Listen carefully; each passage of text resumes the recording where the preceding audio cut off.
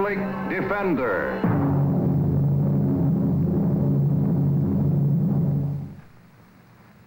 The public defender is a public servant employed by the community and responsible for giving legal aid without cost to any person who seeks it and is financially unable to employ private counsel. It is his duty to defend those accused of crime until they are proved guilty by law. In many cases, we do more than defend a man legally. Sometimes he needs a special kind of help, as in the case of Fred Daniels. Nicole, drink. In the machine.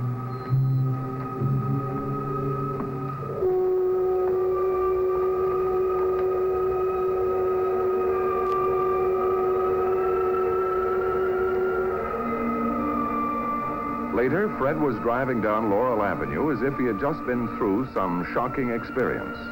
Then it happened.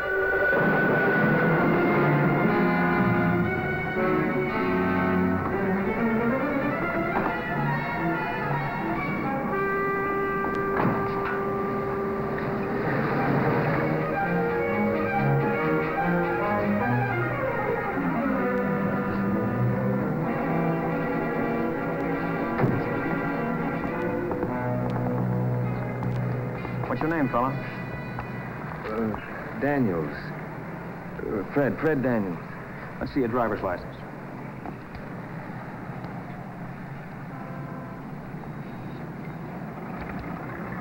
Where were you heading when you crashed? Why, I guess I was on my way home. You guess. Don't you know? It's all kind of hazy. Where were you around 8:30? Well, I suppose that's kind of hazy, too. 8:30.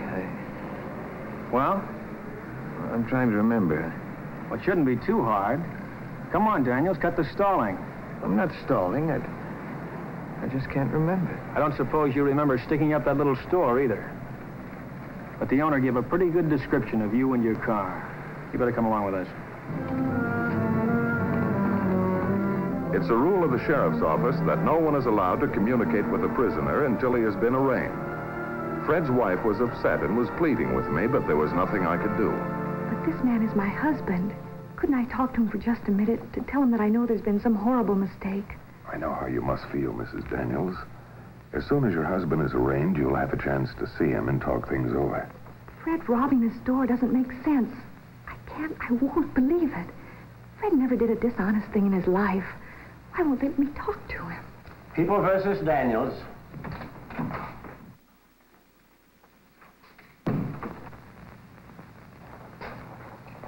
Have you an attorney? No, Your Honor. Have you the money to employ one? No, sir. Public defender appointed.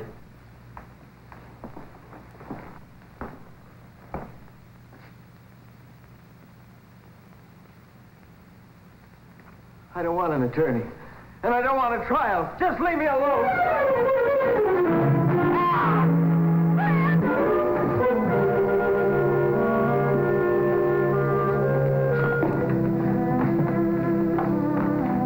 Remember, I love you, darling. I love you, and I believe in you. In a couple of days, this will all be over. So don't worry.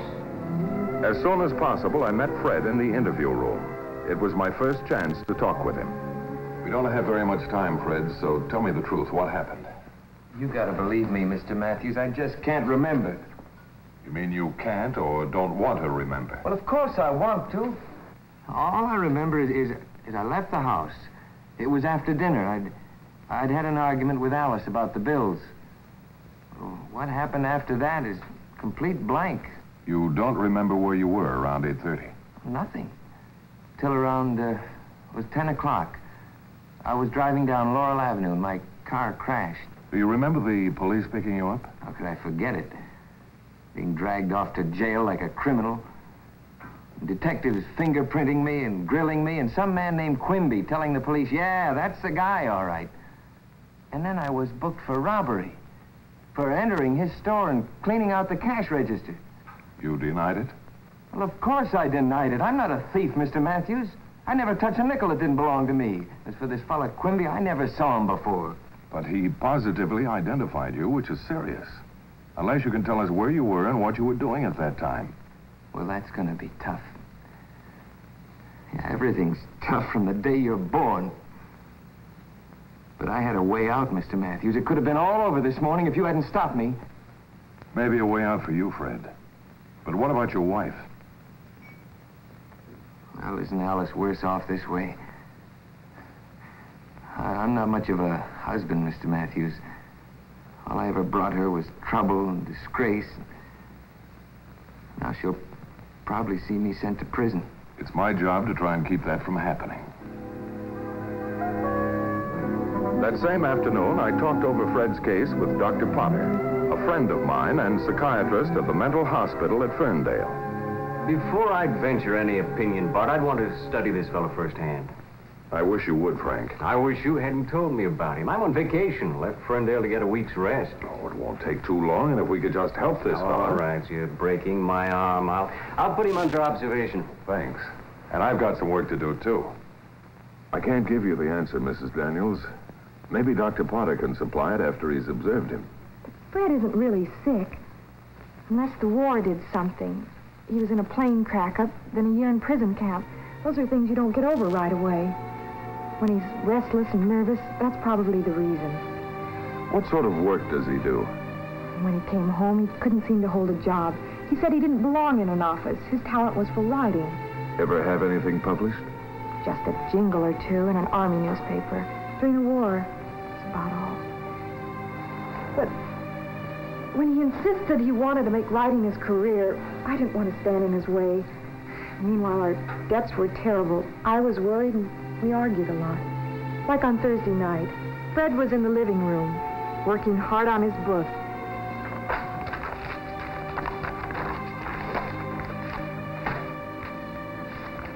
Well, there it is. 6 months of hard labor. The story still isn't right. Have to start all over again from page 1. Maybe you'd be better, Fred, if you went back to work. Well, isn't writing work? If you feel you must write, you could do it at night. When I'm all tired and beat.